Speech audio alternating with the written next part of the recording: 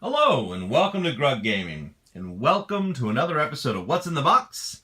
Magic the Gathering. So, just finished up a draft, actually, and we didn't have everybody who originally signed up for the draft show up. I had provided the packs, so we had a couple people that didn't show up for it, so we had some extra packs left over. So we're going to go ahead and open those here, see what's in them, and find out what people could have hit if they had showed up for draft. So we have a total of 3, 6, 9, 12 packs that we're going to open up in our best camera shaking, lip smacking way that we ever can here on the channel. So let's go ahead and get started looking at these packs, cracking them open.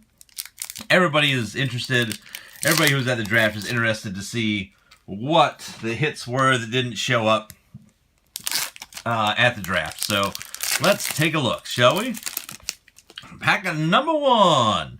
Now we've seen most of Dominaria, so we're not going to run through every single one. We'll do the quick skip here. If you haven't seen a specific card, you can pause your video and take a look. But first, we have an Eldest... Oh, let's get these up on the camera here. An Eldest Reborn, a Howling Golem, and a Daring Archaeologist. Not that great a hit, so not that big a deal. And then your regular old stuff. And actually, we're going to do a little something weird. We're going to do a little something weird. We're going to...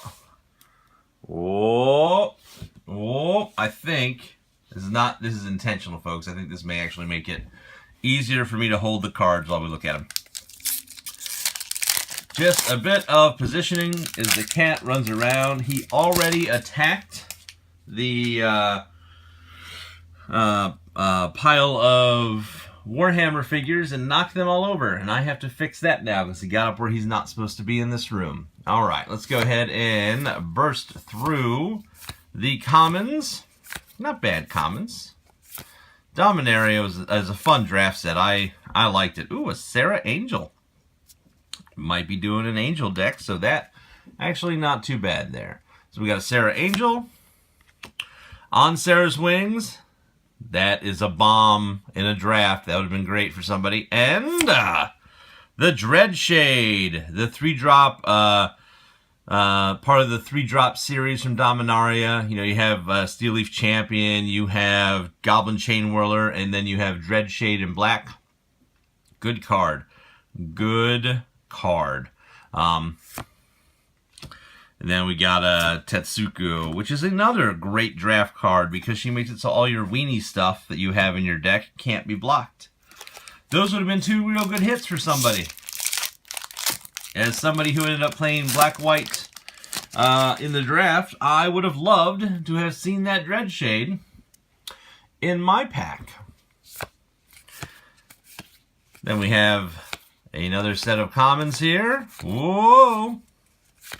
Keldon Overseer. Man, I'm so glad they brought back Kicker for this set. Kicker is such a nice draft mechanic. We got a Wizard's Lightning.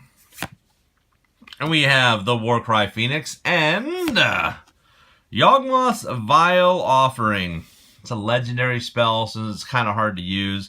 But it lets you move stuff from the graveyard into the battlefield and destroy stuff at the same time. So, not a terrible card, but not the strongest. And then we got the Druid. That Dreadshade, though, you're playing mono black. That is it's a pumpable fire-breathing black card, which is great. Oh, Sergeant at Arms. Always great value. Again, with Kicker on it. Alright, so we have the Memorial to Genius. We have my card pile doing its things over here. There we go. We have a Seal Away. Amazingly useful removal. I actually need a few more of these, I think, so that's good. One of the dual lands was our rare there, the Sulphur Falls. Blue-red dual land. And then another of the unblockable weenies. legendary. Cool. Alright, so far, pretty good packs. I mean, the dual land's not that strong in draft because you're not usually too worried about a dual land. Alright, Lingering Phantom, Recursion. Good in a draft, cast a spell, pay 1, and then put this back into your hand. I mean, it's a bomb that keeps coming back. Another Warcry Phoenix, and... oh, we're going to have a rare legendary. Wonder what it'll be. A Damping Sphere. People love the Damping Sphere. And then we have... oh. Joda, the Archmage Eternal. Joda, the can you get every single thing in your... every single type of spell... I can't talk today. Every type of mana in your deck, Joda will make it work somehow. He never really does. I don't know how you build around Joda. I don't know how you get a 5-color deck. I mean, unless you just hope that you get all 5 lands by the time he comes out on turn 5, because he drops on turn 4. Kind of rough.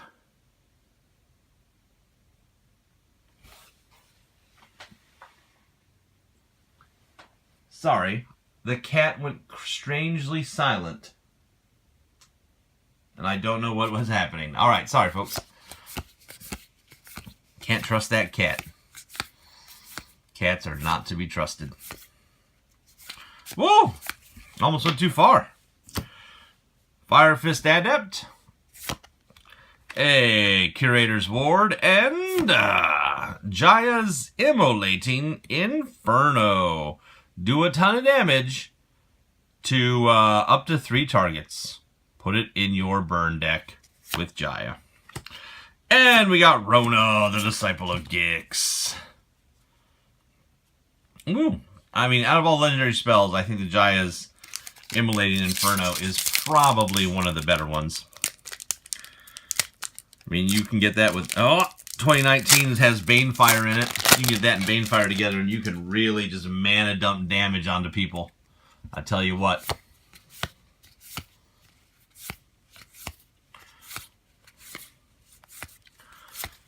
Alright. Lots of red in here. Fiery Interventions, Goblin War Chiefs, Goblins again for M19, gonna be pretty good.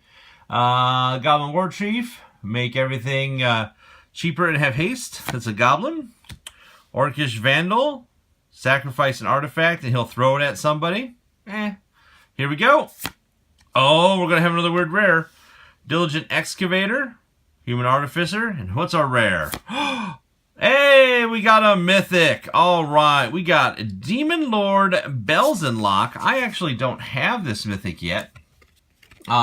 He's a flying trample for 6/6/6, so not bad there. I mean, he's a good bomb on his own. But when he enters the battlefield, exile cards from the top of your library until you exile a non-land card. Then put that card in your hand. If the card's converted mana cost is 4 or greater, repeat this process. Demon Lord Belzenlock deals 1 damage to you for each card you put in your hand this way.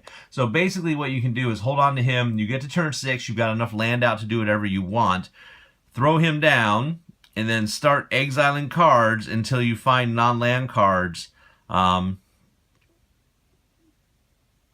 then put it in your hand. If you have expensive cards, just filter your deck into your hand to be awesome. So that's cool. So we got our first mythic there. We only saw 1 mythic, I think, during the draft. So there's a good chance we might pull a couple here if we're lucky.